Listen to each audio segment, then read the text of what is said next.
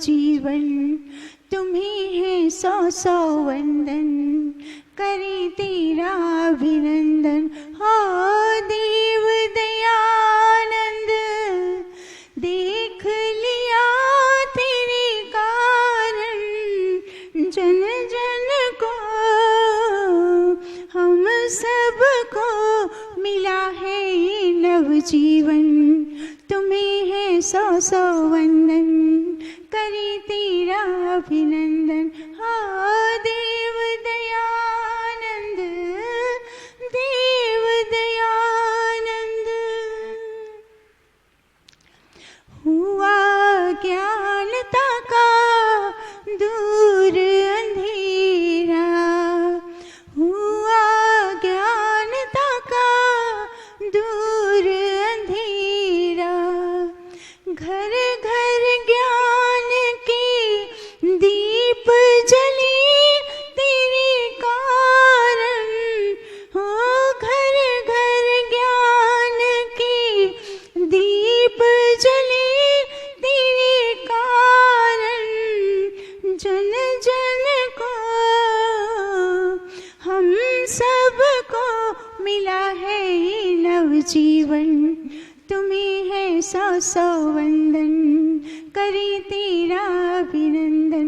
हो देव दयानंद, देव दयानंद। झाड़ झंखाड़ तूने जड़ से उखाड़ा, झाड़ झंखाड़ तूने जड़ से उखाड़ा। बगिया में नए नए फूल खिले तेरे कारण, हो बगिया में नए नए फूल खिले तेरे कारण, जन जन को हम सबको मिला है ये नवजीवन। तुम्हें है सौ सौ वंदन, करे तेरा अभिनंदन। हो देव दयानंद, देव दयानंद।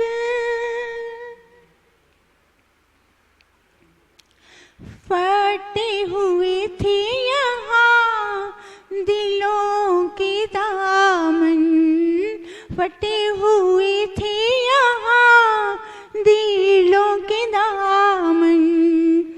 प्यार की सुई से सब है सिले तेरे कारण, हो प्यार की सुई से सब है सिले तेरे कारण, जन जन को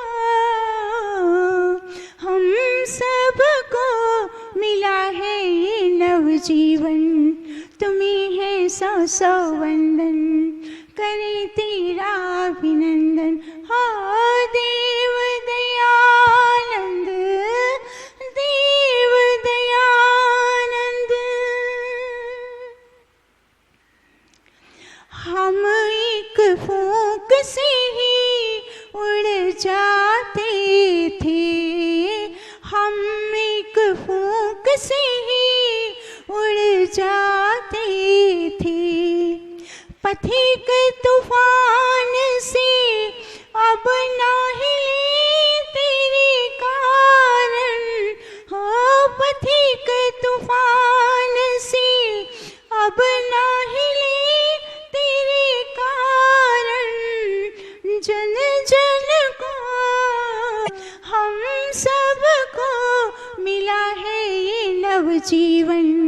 तुम्हें है सौ सौ वंदन, करे तेरा अभिनंदन। हो देव दयानंद, देख लिया तेरे कारण, जन जन को हम सबको मिला है ये नवजीवन। तुम्हें है सौ सौ वंदन, करे तेरा अभिनंदन। हो देव दयानंद,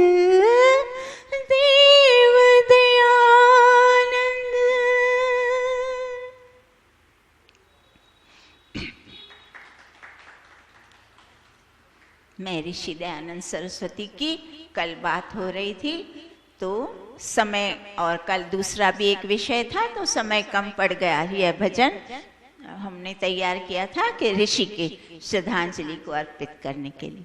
तो कितनी सुंदर बातें बताई जा रही है। इतनी अच्छी बात बता दी कि देव दयानंद देख लिया तेरे कारण, जन जन को हम सबको मिला है ये नव जीवन। तो ये जो महर्षि दयानंद सरस्वती ने मुख्य कार्य किए, तो जन जन तक पहुंचना उनका मुख्य हेतु था। एक एक व्यक्ति को व्यक्तिगत सुधार करना। तो व्यक्तिगत सुधार करने के लिए आप सोचिए कितना अधिक पुरुषार्थ, इतना अधिक परिश्रम करना। जब व्यक्ति पूरा जीवन लगा देता है तब जाके यह लक्ष्य को सिद्धि प्राप्त होती है, वरना जन जन।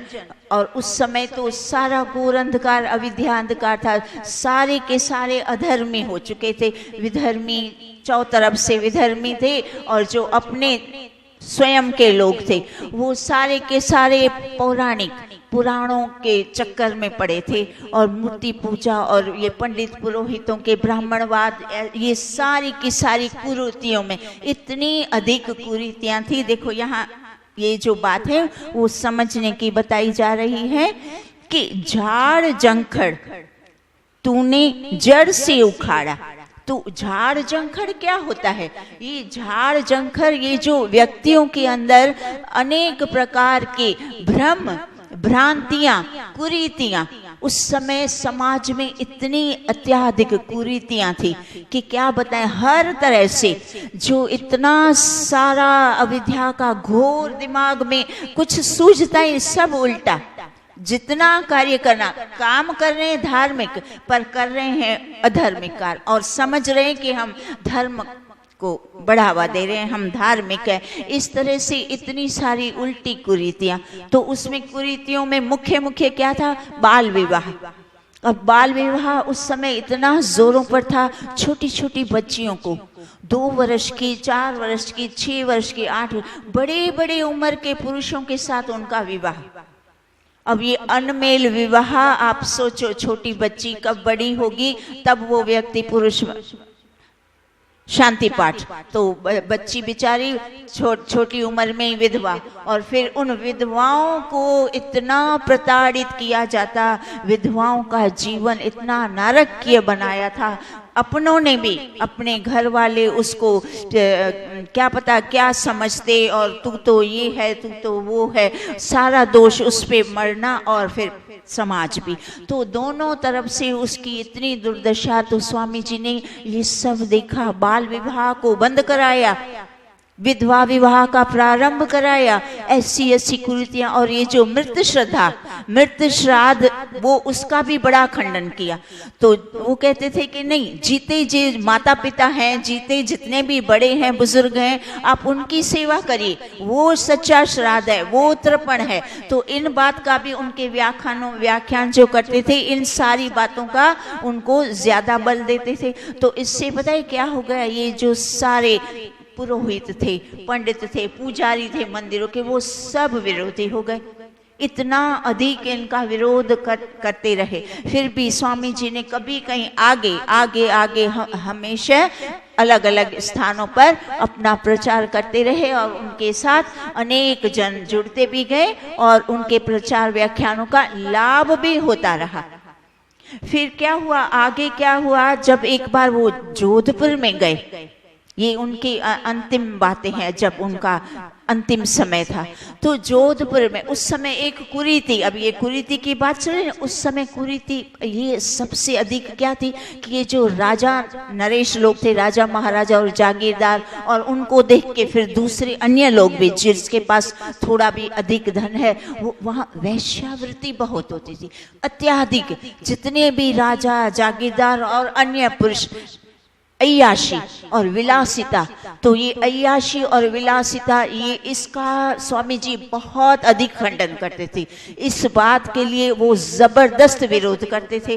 तो वो सोचते थे कि जब तक व्यक्ति सदाचारी है, ब्रह्मचर्य का पालन करता है, गृहस्थ आश्रम में भी सही ढंग से जीता है, तो उसका जीवन सही है। धार्मिक बल, आत्मा का बल बढ़ता है, मानसिक बल और शारीरिक तीनों बल बढ़ते हैं। और ये उनको अपने बल का स्वयं का भी अनुभव था। वो कैसा अनुभव, जो व्यक्ति स्वयं उस चीजों को करता है आचरण में, तब वो दूसरों को भी वो लाभान्वित करने के लिए भार देता है। तो स्वामी जी का जीवन तो इसी प्रकार था। वो कितना सारा तेजस्वी, ब्रह्मचर्य का पालन किया था और तपस्या करते थे, और ऊपर से ईश्वर की ध्यान उपासना। तो इन तीनों के माध्यम से इनके अंदर तो खूब सारा शारीरिक बल भी था, मानसिक बल भी था और आत्मिक बल भी था। एक बार बाजार में चल रहे थे, तो चलते चलते एक सांड दौड़ता दौड़ता आ रहा था। तो सारे नगर के लोगों, उन सबको, बाजार में सबको पता था ये सांड मारता भी है, लोगों के पीछे भागता भी है। तो सब वो चबूतरों पे ऊपर चढ़ने लगे, भाग रहे थे, और स्वामी जी को भी सचेत कहते, स्वामी जी हटिए, स्वामी जी हटिए, ये मारता है, ये सिंह मारता है। पर स्वामी जी तो किसी की न सुन के और एकदम तेज रफ्तार से उसी सांड के सामने सीधा सीधा चलते आ रहे और जब एकदम नजदीक आ गए तो सांड ने अपना मार्ग पलट दिया और वो उनको अपना रास्ता देके और वो मार्ग पलट के चला गया। तो सारे बाजार के लोग इतने आश्चर्यचकित कि ऐसे ये चमत्कार कैसे हुआ। फिर एक जो शिष्य लोग और लोग भी, दूसरे भी अनजान लोग भी खड़े, तो एक सुखचैन नाम का व्यक्ति खड़ा था। तो उसने पूछा, बोले स्वामी जी अगर वो सांड अपने सींग चला देता तो स्वामी जी ने हंसकर उत्तर दिया। क्या कहते हैं तो क्या हो गया, अगर वो अपने सींग चला देता तो उसके सींगों को पकड़कर मैं उसको दूर हटा देता। देखिए कितनी निर्भयता उनके अंदर। उनको पता था कि ब्रह्मचर्य पालन से, तपस्या करने से और सही जीवन जीने से, ईश्वर की उपासना करने से इतना सारा बल बढ़ता है। तो ये सारे जो राजा महाराजा हैं, जो विलासिता में, अय्याशी करने में निर्बल हो चुके हैं, शरीर से भी निर्बल हैं, मानसिक से भी और आत्मिक, इनके पास कुछ बल ही नहीं है। तो पहले इनको शिक्षित करना। इसीलिए स्वामी जी ने क्या किया, राजाओं को पीछे उनके, क्योंकि अधिक राजा, सारे अधिक, कुछ गिने चुने राजाओं को छोड़कर अधिक राजा बस इसी तरह विलासिता में डूबे हुए थे। तो इसीलिए राजाओं को उपदेश करते करते जोधपुर पहुंचे। जोधपुर का यशवंत महाराजा, राजा नरेश यशवंत सिंह था, वो भी इसी तरह इसको कुव्यसन कहते हैं, इसको कुरीति बोलो, कुव्यसन, ये सबसे बड़ा अधर्म, बहुत गलत बात। तो ये राजा भी इसी में लिप्त थे। अब स्वामी जी अपने निश्चित समय पर दरबार में पहुंच जाते थे। सुबह पहुंच गए जब दरबार में, तो वो जो राजा था उसके पास वो एक ननी जान करके आती थी। अब स्वामी जी को देखकर वो एकदम से हड़बड़ा गया और तुरंत क्या किया, उसके जो पालकी में कंधा देते हैं ना, तो जो चौथा व्यक्ति आए तब तक तो स्वामी जी ने इसने क्या सोचा, राजा ने, इसको मैं जल्दी रवाना कर दूं, तो अपना कंधा उसको दे दिया पालकी पर। स्वामी जी ने यह देख लिया, तब उन्होंने राजा को इतना अधिक फटकारा कि राजा तो सिंह होता है, सिंह के समान, तो ये सिंह के जगह पे ये कुकुरी मतलब कुतिया, तो ये कुकुरियों का वहाँ क्या काम है। तो तुम सारा बल इस तरह से दूषित कर दोगे तो फिर प्रजा का क्या होगा। राजा ने फटकारा खूब, और यह बात उसको नन्ही जान को पता चल गई। और उसको पता था कि स्वामी जी के उपदेशों में, उनके व्याख्यान में इतना ज्यादा प्रभाव है कि ये इस कुरीति से, इस कुव्यसन से स्वामी जी ने लाखों पुरुषों को इससे दूर हटा दिया था। सब सुधर गए और सही मार्ग पर आ गए। सबको समझ में आ गया कि यह बहुत ही गलत कुव्यसन है। इस जैसे दारू का कुव्यसन होता है, वैसे ही ये कुछ पुरुषों में ये कुव्यसन है।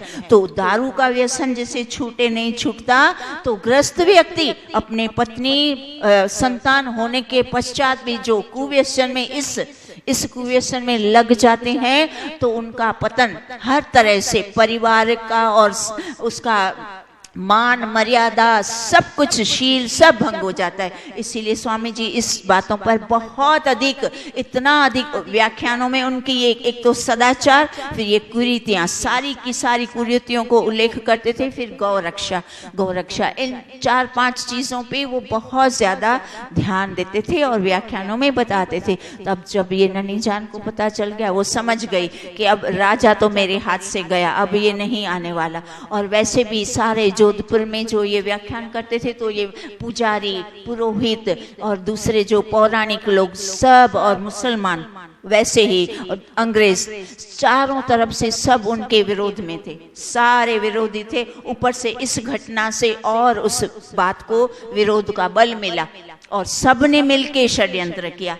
एक अकेली उस माई का इतना साहस नहीं था, वो कुछ नहीं कर पाती।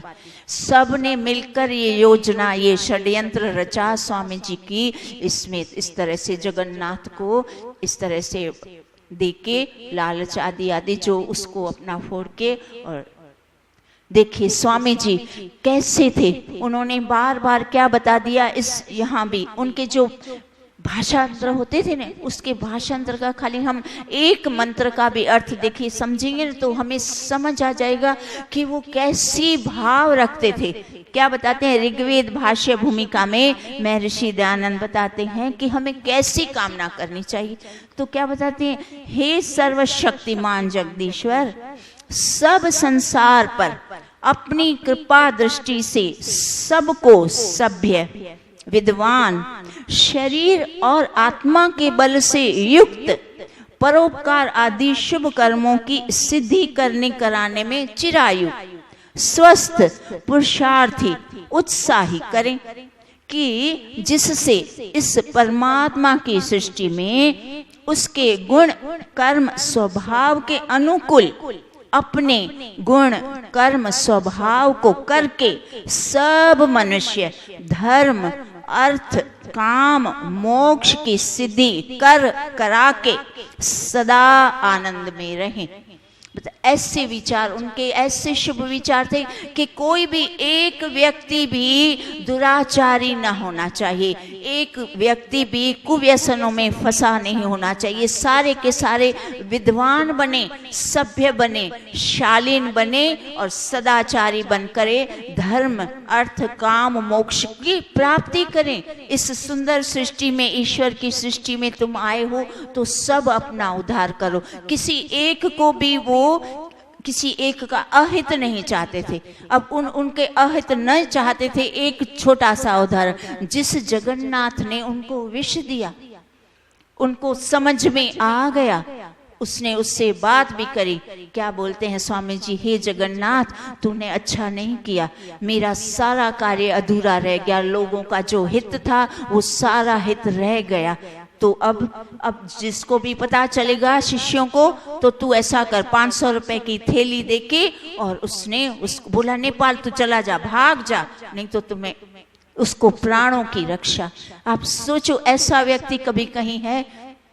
हम छोटी छोटी बात में इतना वैर विरोध, क्या पता क्या क्या राग द्वेष बढ़ा देते हैं। ये आप देखिए कितनी बड़ी बात, जिसने विष दे दिया रसोईया होके, अपना व्यक्ति विश्वास पात्र इतने समय से उसने विष दे के मारा, और उसका अहित नहीं होना चाहिए, उसको पैसा दे के भगा दिया, जा तुझे मार डालेंगे। इतना क्षमाशील, ये क्षमा का गुण कब आ सकता है?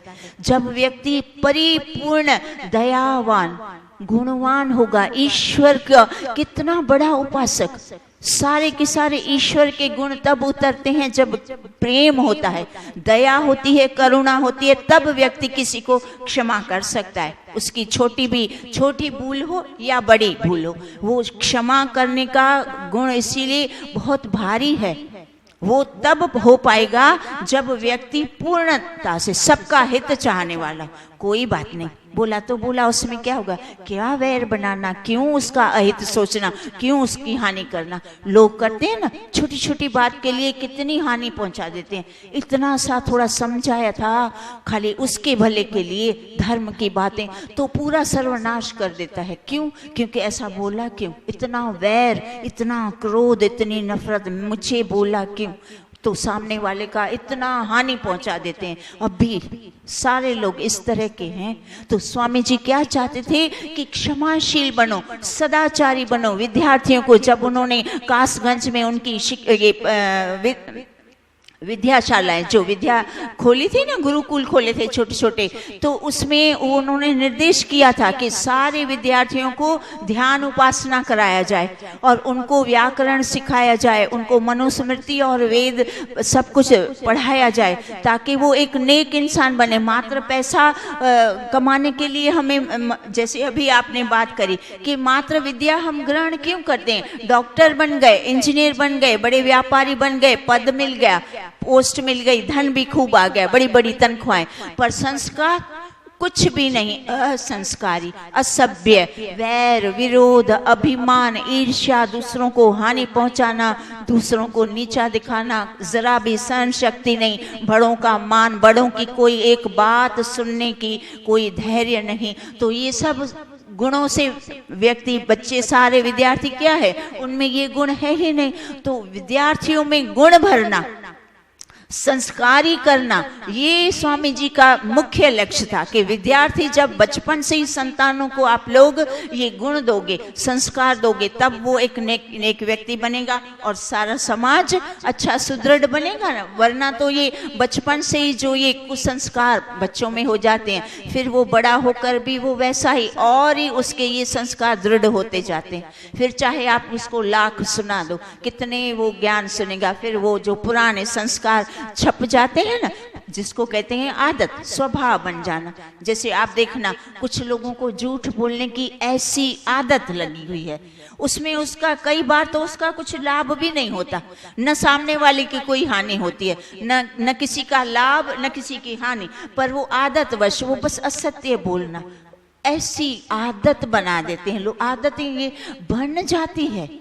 हमने देखा है बड़े बड़े लोगों को, 60 वर्ष का क्या 70-80 वर्ष, अरे असत्य बोलने जरा लज्जा नहीं आती, यूं फट धड़ से बिना कारण बस हर समय असत्य ही बोलना नक्की किया है वो पहले से ही, जो दृढ़ होता आया है। तो ये छोटी छोटी बातें है, छोटी बात, पर इसका मनुष्य का जीवन चरित्र कैसा बन गया? झूठा। सबको पता है जी, जितना बोलता है झूठ ही बोलता है, गप्पे मार रहा है। छोड़ो इसके गप्पी दास के बातों में नहीं आना, सबको समझ आती है, पर उसको स्वयं को समझ नहीं आती कि मैं ये असत्य क्यों अकारण बोल रहा हूँ। बचपन में स्कूलों में नहीं ये सीखी थी, छोटे से वो बच्चे की बात, जो चराने जाता था, गौ, ये बकरियां और गाय भैंस चराने जाता था, मस्ती मस्ती में झूठ बोल के क्या बोला, सारे गांव को इकट्ठा कर दिया, आओ आओ बचाओ बचाओ, सिंह आ गया मेरे जानवरों को खा रहे, आओ बचाओ। तो सारे लोग आ गए, देखा कुछ भी नहीं, सब लोग आ गए तो ही करके हंसने लगा। तो मैंने तो ऐसे ही मजाक किया था, अब सब लोग चले गए इस तरह से। फिर दूसरी बार भी ऐसा किया, तीसरी बार वास्तव में सचमुच में सिंह आ गया, कोई आया नहीं और सिंह ने उसके जानवरों को भी मारा, उसको भी मार दिया। तो असत्य बात, अब ये छोटी सी बात सारे स्कूल में, कॉलेजों में सब ने, विद्यार्थी पढ़ते तो हैं, पर जो मुख्य संस्कार जिसको कहा जाता है, संस्कार गढ़ना, वो माता पिता का भी मुख्य कर्तव्य होता है। माता पिता और गुरु आचार्य जब इस तरह से विद्यार्थियों को अच्छे संस्कार देने में लग जाते हैं, तब तो बालक इस तरह से वो अपनी गलत आदतें को छोड़ जाता है और सत्य बोलना। माता पिता, देखो स्वामी जी ने पता है, वहाँ जो विद्यालय था वहाँ निर्देश दिया था कि जो बालक सुबह उठकर संध्या नहीं करता उसको भोजन नहीं देना है, दंड है, दंड के बिना फिर क्योंकि ऋषि को तो सबसे प्रेम था, फिर भी उन्होंने ये निर्देश दिया। और भी क्या निर्देश दिया कि आप तो भोजन नहीं देना, पर वो ध्यान रखना कि वो बच्चा जाकर कहीं इधर उधर से भोजन करके ना आ जाए, मतलब उसके पेट में भोजन नहीं जाना चाहिए। तो उसको समझ आएगी, दंड आएगा मिलेगा तो उसको लगेगा हाँ आज मुझे भोजन नहीं मिला। उसको जब कष्ट आएगा, भूख का कष्ट जब सहन करेगा तो दूसरे दिन फिर वो गलती नहीं करेगा, है ना। गलती को हटाने के ये उपाय होते हैं जो ऋषि ने देखे, छोटे छोटे उपाय। उनके जीवन चरित्र में जगदीश्वरानंद, सरस्वती जगदीश्वरानंद ने जो उनकी चरित्र लिखा है, उनकी पुस्तक में पढ़ने का इतना आनंद आता है छोटी छोटी बातें, पर छोटी छोटी बातों पर महर्षि का कितना ध्यान गया। क्यों? क्योंकि इन छोटी छोटी बातों से ही मानव का निर्माण होता है। ये छोटी छोटी बातें ही बड़ा स्वरूप ले लेती है, व्यक्ति को झूठा बना देती है, चोर बना देती है, रागी बना देती है, विलासी बना देती है, अय्याश बना देती है। सारे जितने भी कुकर्म है फिर वो छोटी छोटी बात से ही बड़ी बड़ी बड़ी बड़ी बनती जाती है। तो सबसे अधिक माता का, पिता का, फिर गुरु आचार्य का। तो पहले से जड़ मूड से उखाड़ना, यहाँ क्या भजन में जड़ मूड से उखाड़ देना है। बचपन से उखाड़ दिया तो सबका काम बन जाएगा। इस तरह से बहुत सारी अच्छी अच्छी बातें बताई।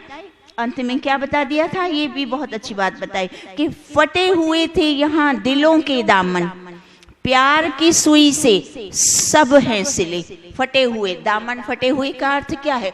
अनेकता। हम सब के अंदर कितनी अनेकता, अभी भी अनेकता है।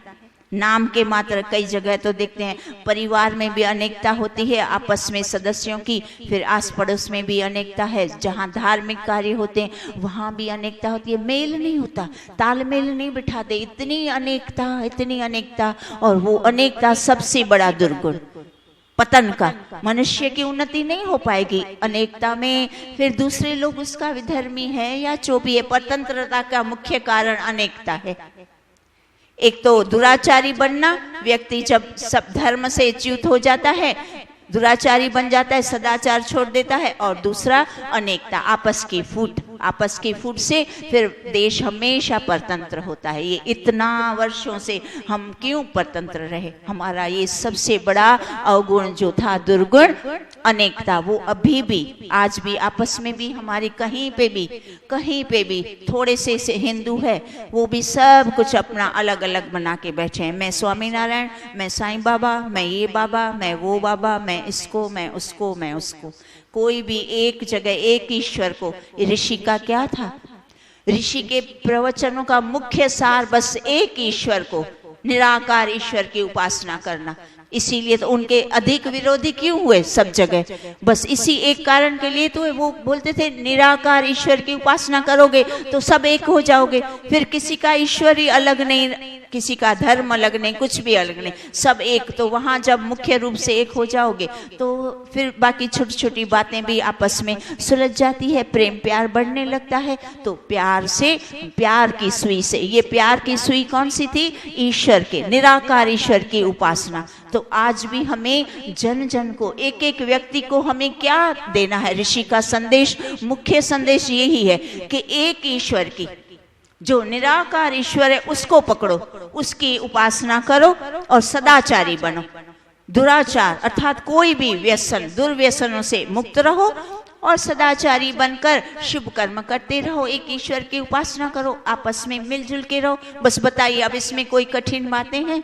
सरल सरल बातें हैं। बस हमें इन सरल बातों का, हमें ऋषि के सरल ये जो उनके भाव हैं, उनके जो उपदेश हैं, वो जन जन तक अभी भी अत्याधिक आवश्यकता है। अभी भी वैसी ही स्थिति है जो पहले थी, अभी कोई स्थिति में कोई विशेष ज्यादा फर्क नहीं आया, वही स्थिति बनी हुई है। तो हम सबको ये कार्य आगे ऋषि का बढ़ाते जाना है। ओम द्यौ शांतिरंतरिक्षं शांति, पृथ्वी शांति, रापः शांति, रोषधयः शांति, वनस्पतयः शांतिर्विश्वे देवा शांति, ब्रह्म शांति, सर्वं शांति। शांतिरेव शांति सामा शांतिरेधि। ओम